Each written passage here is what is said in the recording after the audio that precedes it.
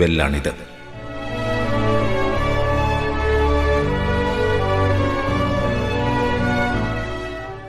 ശബരിമലയിൽ തൻ്റെ എല്ലാമെല്ലാമായ പരബ്രഹ്മസ്വരൂപനും ഭക്തവരദായകനുമായ അയ്യനെ കാണുവാനായി എത്തിച്ചേരുന്ന ഭക്തർക്ക് ദാഹമകറ്റുന്നതിനുള്ള പമ്പാ തീർത്ഥമായി യാത്ര ഇവിടെ നിന്നും തുടങ്ങുന്നു.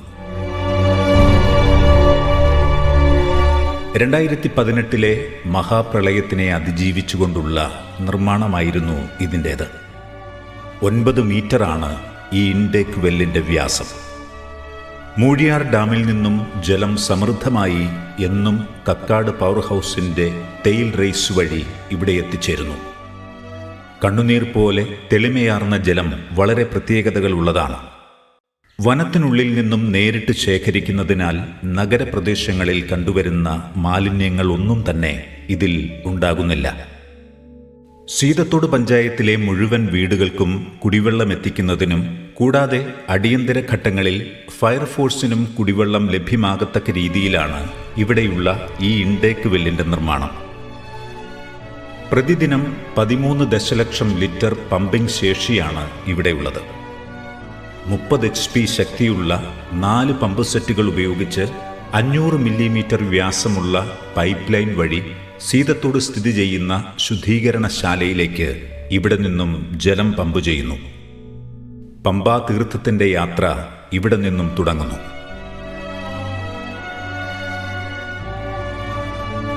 പ്രതിദിനം 13 ദശലക്ഷം ശുദ്ധീകരണ ശേഷിയുള്ള ജലശുദ്ധീകരണശാലയാണ് സീതത്തോട് സ്ഥിതി ചെയ്യുന്നത്. 2017 നിർമ്മാണം തുടങ്ങി 2019 പൂർത്തിയായി. ചിക്കാഗോ ഇന്റർനാഷണൽ തിരുവനന്തപുരമായിരുന്നു ഇതിൻ്റെ നിർമ്മാണം. നബാർഡിൻ്റെ ധനസഹായത്തോടുകൂടി 9 കോടി രൂപ ചെലവിലാണ് ഇൻടേക്ക് വെല്ലും ശുദ്ധീകരണശാലയും യാഥാർത്ഥ്യമായത്.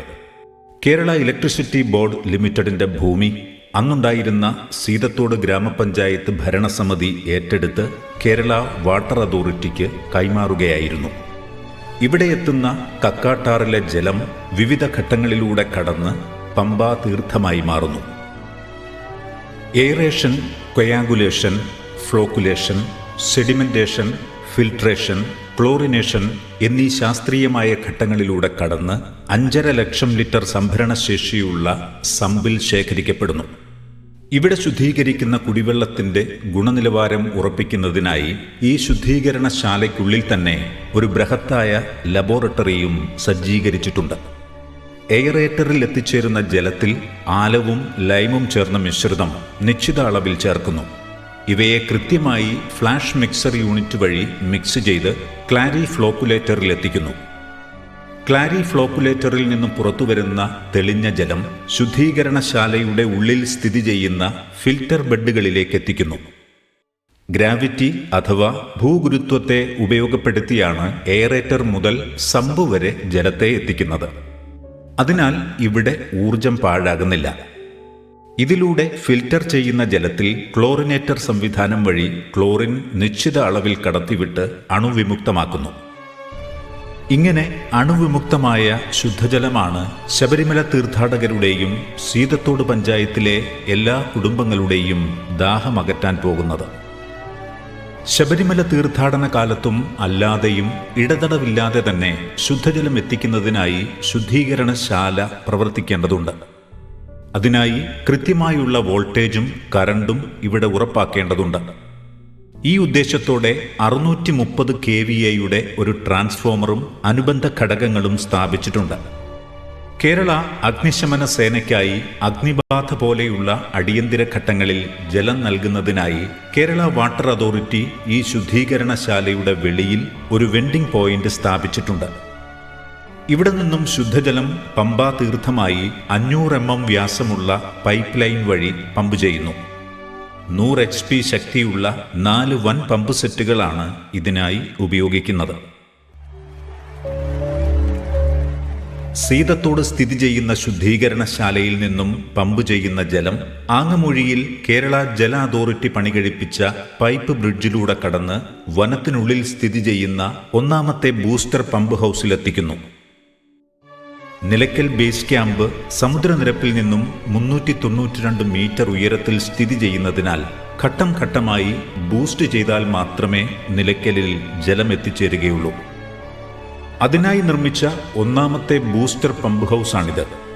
6 ലക്ഷം സംഭരണശേഷിയുള്ള സമ്പിൽ വീഴുന്ന ജലം 100 HP ശക്തിയുള്ള 4 പമ്പ് സെറ്റുകൾ ഉപയോഗിച്ച് എസ് വളവിൽ സ്ഥിതി ചെയ്യുന്ന രണ്ടാമത്തെ ബൂസ്റ്റർ പമ്പ് ഹൗസിലെത്തിക്കുന്നു. അനേകം നടപടിക്രമങ്ങളിലൂടെ കടന്നാണ് വനം വകുപ്പിൽ നിന്ന് ഇതിനായി ഭൂമി വിട്ടുകിട്ടിയത്. സീതത്തോട് നിന്നും എന്തെങ്കിലും സാങ്കേതിക കാരണത്താൽ വൈദ്യുതി തടസ്സമുണ്ടായാൽ ഇലവുങ്കലിൽ നിന്നുമുള്ള ഗ്രിഡിൽ നിന്നും വൈദ്യുതി ഉപയോഗിച്ച് തടസ്സങ്ങളില്ലാതെ പമ്പിംഗ് നടത്തി ഭക്തർക്ക് കുടിവെള്ളം എത്തിക്കുന്നതിനുള്ള സംവിധാനവും ഇവിടെ ഒരുക്കിയിട്ടുണ്ട്. നിലയ്ക്കൽ ബേസ് ക്യാമ്പിലേക്ക് ശുദ്ധജലം എത്തിക്കുന്നതിനായി കേരള വാട്ടർ അതോറിറ്റി പണികഴിപ്പിച്ച രണ്ടാമത്തെ ബൂസ്റ്റർ പമ്പ് ഹൗസാണിത്. വന്യജീവികളുടെ ആക്രമണം ഉണ്ടാകുവാൻ സാധ്യതയുള്ള ഉൾവനമാണിവിടം. വനം വകുപ്പിൽ നിന്നും വിട്ടുകിട്ടിയ ഭൂമിയിലാണ് ഇത് സ്ഥിതി ചെയ്യുന്നത്. പ്രകൃതിയുടെ വിവിധ തരം വെല്ലുവിളികൾ നേരിട്ടുകൊണ്ടാണ് കേരള ജല അതോറിറ്റി ഇതിന്റെ നിർമ്മാണം പൂർത്തിയാക്കിയിട്ടുള്ളത്. ഇവിടെയും 6 ലക്ഷം ലിറ്ററാണ് സംഭരണശേഷി. ഇവിടെയും തടസ്സങ്ങളില്ലാതെ പമ്പിംഗ് നടത്തുന്നതിനായി വൈദ്യുത സംവിധാനങ്ങൾ ഒരുക്കിയിട്ടുണ്ട്. ഇവിടെ നിന്നും പമ്പ് ചെയ്യുന്ന ജലം പ്ലാപ്പള്ളിയിൽ കേരള ജല അതോറിറ്റി നിർമ്മിച്ച മൂന്നാമത്തെ ബൂസ്റ്റർ പമ്പ് ഹൗസിലെത്തിക്കുന്നു. 100 HP ശക്തിയുള്ള 4 പമ്പ് സെറ്റുകളാണ് ഇതിനായി ഇവിടെയും ഉപയോഗിക്കുന്നത്. പ്ലാപ്പള്ളി ജംഗ്ഷന് സമീപമായി കേരള ജല അതോറിറ്റി നിർമ്മിച്ച മൂന്നാമത്തെ ബൂസ്റ്റർ പമ്പ് ഹൗസാണിത്. 6 ലക്ഷം ലിറ്ററാണ് ഇതിന്റെ സമ്പിന്റെ സംഭരണശേഷി.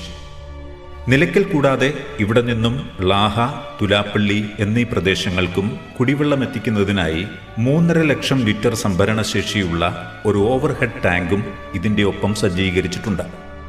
ഇവിടെ നിന്നും ജലം 75 HP ശക്തിയുള്ള പമ്പ് സെറ്റുകൾ ഉപയോഗിച്ച് നിലയ്ക്കൽ ബേസ് ക്യാമ്പിലെ 3 ടാങ്കുകളിൽ എത്തിക്കുന്നു. പ്ലാപ്പള്ളിയിലെ ഊരുനിവാസികൾക്കും വനം വകുപ്പ് ഓഫീസുകളിലും ഇതിലൂടെ കുടിവെള്ളം ഉറപ്പാക്കാൻ സാധിക്കും. ഇവിടെയും വൈദ്യുതി തടസ്സമുണ്ടായാൽ പമ്പിങ്ങിനെ ബാധിക്കാതെയുള്ള തരത്തിൽ വൈദ്യുതി പുനഃസ്ഥാപിക്കുന്നതിനുള്ള സംവിധാനവും ഒരുക്കിയിട്ടുണ്ട്.